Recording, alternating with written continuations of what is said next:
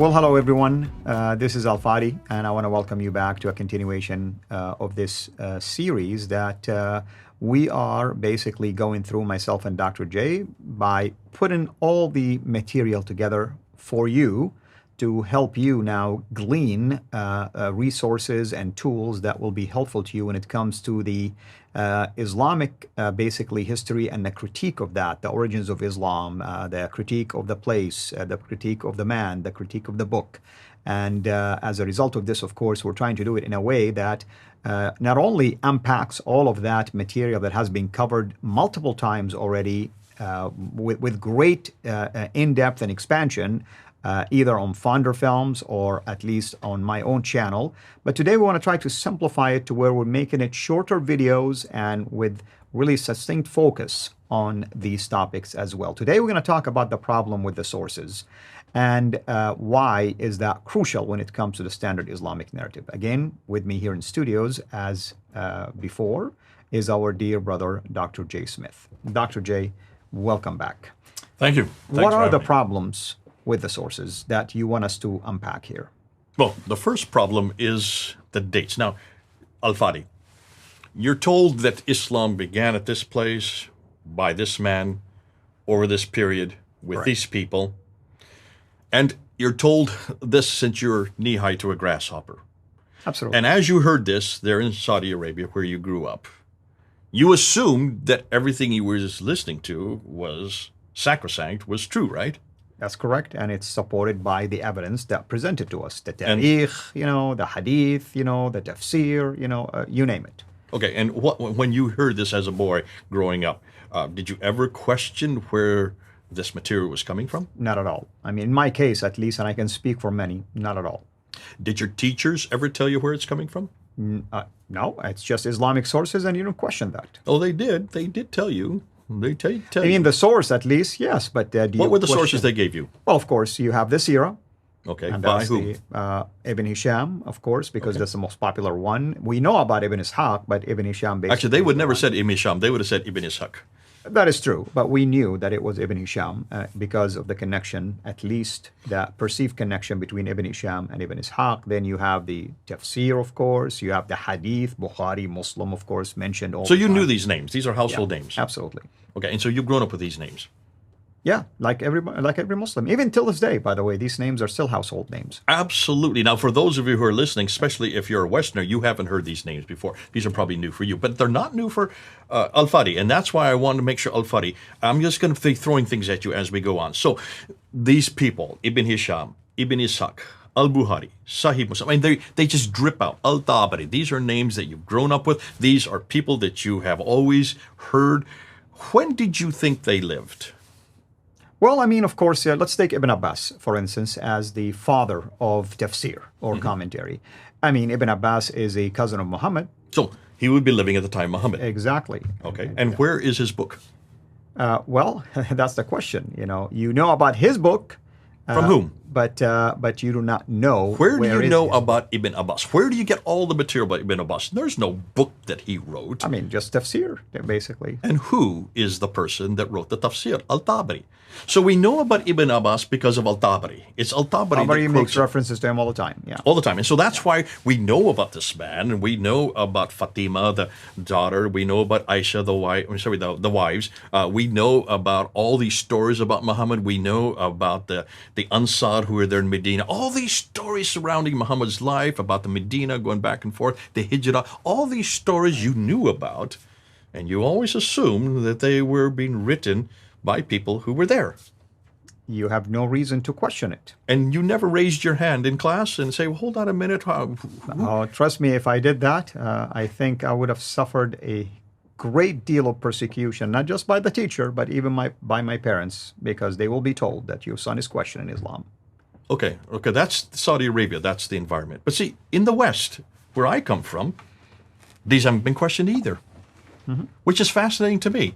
There's no persecution. No one would throw you out of class or call your parents in if you were to ask a simple question at any university or any school where you're being taught this. Hold on a minute. where did these people get this material from? Now that's interesting to me. Why? Because I noticed the same thing in the West also. It is not questioned. It's never questioned because there are no red lines in the West. We don't have censorship of, in fact, we engender and we engage people to question. That's what you do when you go to school. You go to school to learn, but you're also there to question the teacher. If you don't question the teacher, if you have doubts, then what kind of education is that? So we have a whole different concept of education here in the West than I would say you probably had in Saudi Arabia. So I'm even wondering why this has never been questioned in my upbringing, because when I was told this, I was told this when I was living in India, that Ibn Hisham and Ibn Ishaq and Al-Bukhari, I knew these names. I grew up amongst Muslims all my life. I had them as classmates. I had them as roommates. So where I grew up in northern India, which has around 200 million Muslims, some of the most radical Muslims come from where I grew up in the north part of India. Uttar Pradesh is what it's called. We at least discuss these kind of things, but I don't remember ever myself asking probably the most important question: where did you get all this material from? And I remember you telling us a story that when you were at least doing your MA, that when the professor was questioning things like this, the Muslim students left the class. Well, this was in London. This is much later. This is when I had already got my master's degree. I had 2 master's degrees. I had come to London. I was there in 1994. Look at the dates. We're talking, 20, 25, 26, 27 years ago. I was there in class with Dr. Gerald Hotting. And I remember sitting in class on the origins of Islam, this very subject that we're doing. Mm-hmm. So that was 27 years ago. Dr. Gerald Hotting was part of the revisionist school, and he was introducing some brand new material. There were maybe about 50 students in the class. And he started saying simple things like, we can't find any mosque that has directed its Qibla towards Mecca. And I raised my hand immediately, and I said, hold on a minute. Well, wait a minute. No early Qibla is facing Mecca? That's hugely significant. Why is that? And he would not answer. And then he said something like, the Dome of the Rock. You notice the Dome of the Rock doesn't have a Qibla. I said, the third holiest shrine in Islam doesn't have a Qibla. And I raised my hand. And as he was saying this, he was looking at the other students, because the other students, about half the class, was made up of Muslim students, because this is on the origins of Islam. They were going to look and think, thought they were going to hear what they've always been told, and they wanted to learn all this material from Ibn Hisham and Al-Bukhari and Sahih. They were coming to hear that. And yet they were hearing some questions about the origins of Islam, some historical questions. And one after another, in the first 2 weeks of the course, one after another of these Muslim students got up, took his books, went to the door, said something really demeaning about the professor, Hotting, slammed the door and left, and refused to take the class. And within 2 weeks, half his class had gone, all of the Muslim students. And I looked around as each one of them were leaving, and I said, goodness sakes, look how they're reacting. This is amazing. Yeah. I said, I never heard this material before. See, I had a master's degree in Islam from Fuller Seminary there in California. I had spent my whole life learning about Islam. And I was there studying under Dr. Dudley Woodbury, who is one of the foremost authorities on Islam in the Western world. And he never told me this stuff.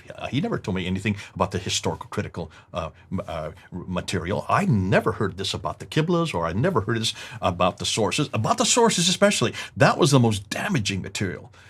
And here are all these Muslim students leaving the class. And I said, this is important. Source material is important, because they were hearing for the first time that everything they had believed, everything they knew about Muhammad, everything they knew about what he did, everything they knew about what he said was not from the 7th century. So when was it from? Right. See, and you had never questioned this, had you? Not at all, not at all. And like I said, right now I'm fascinated by this simply because this is the foundation that Islam stands on. And what we're doing, brother, is we're taking a sledgehammer and we are destroying it. And by the time you finish destroying it, my question to my Muslim friends, what are you standing on? What are you standing on? If your very foundation is shaky and you cannot find a single evidence to back up the dates of this early start of this religion, the standard Islamic narrative, allegedly. This is why this is fascinating to me. Well, to me, this is, we have to start with the sources. We have to start with this problem because everything is dependent on these people who wrote about this man doing these things in that place. The Book of the Man in the Place, these people who are the witnesses of these events should have been eyewitnesses. I'm guessing they are eyewitnesses. You have always assumed that these were eyewitnesses. We've demanded this of Christianity, haven't we? Yeah. We've demanded that Matthew and at least John, who were eyewitnesses to everything they wrote, Luke and Mark got it from the other eyewitnesses. They were actually people who lived there and heard it or saw what they were writing. So that we have passed that test of source criticism with Christianity. Now we're going to ask the same question of Islam, and that's what we're going to do starting with the next episode. So what are we going to show next time for people to basically begin to learn why the sources are extremely important? I'm going to do what Muslims have not done, and what you have never heard, and what I hadn't heard. I'm going to put it on a timeline.